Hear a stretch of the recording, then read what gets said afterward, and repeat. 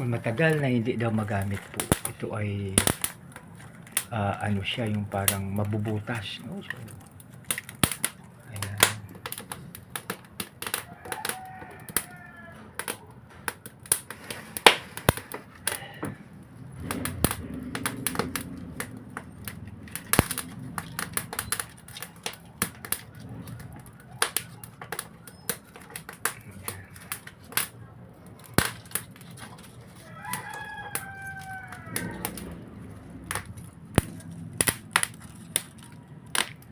Mahalaga po ay maano lang siya, yung parang mainit.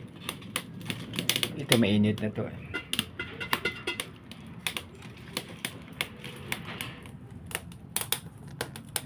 So ito mga kaibigan, pag maggatong po tayo ng kahoy, kailangan bantayan po talaga natin. Ayan.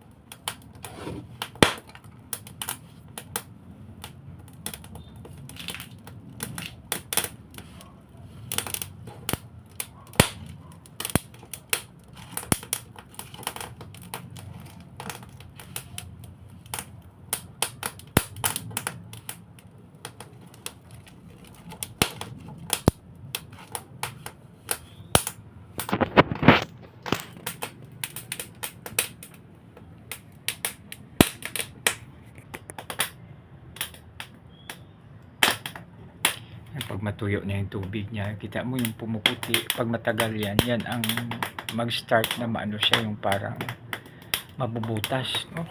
Hindi naman sa kalawang, pero ano siya, no? Bubutas.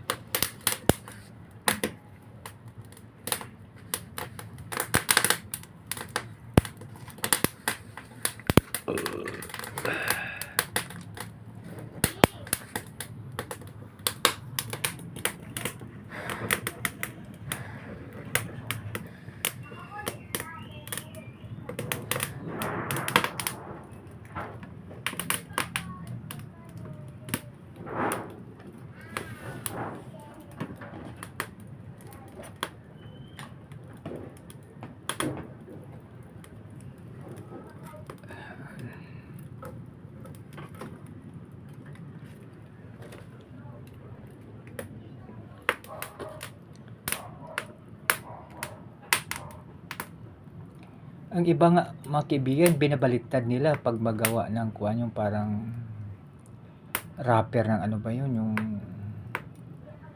pag magawa sila ng ano ba yan, diba? Turo, yun binabaliktad ito, tapos sa puwit doon inaano ang kuwan, ang parang doon linuluto po ang tinatawag natin na wrapper, no?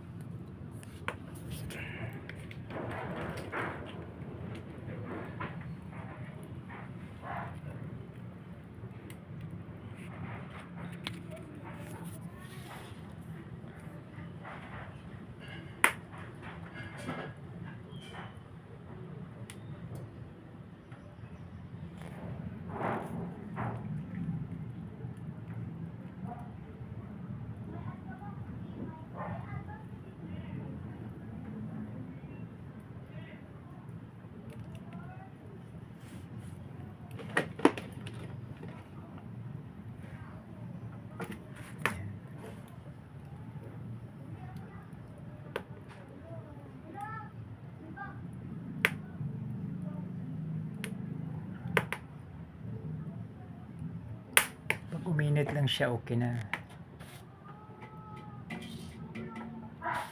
Yan, mainit na.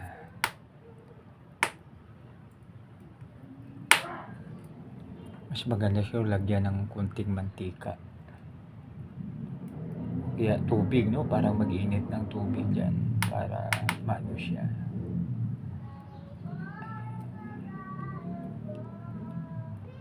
So yan po mga kaibigan, no? So maganda pag yan po ang ating gagawin para ma-preserve po ang ating kaldero. Ayan, oh, so yan. So ito po mga kaibigan, no? So sa muli isang maganda, mapagpala, mapagbiyaya at pagka-Diyos po na hapon sa bawat isa. God bless us all.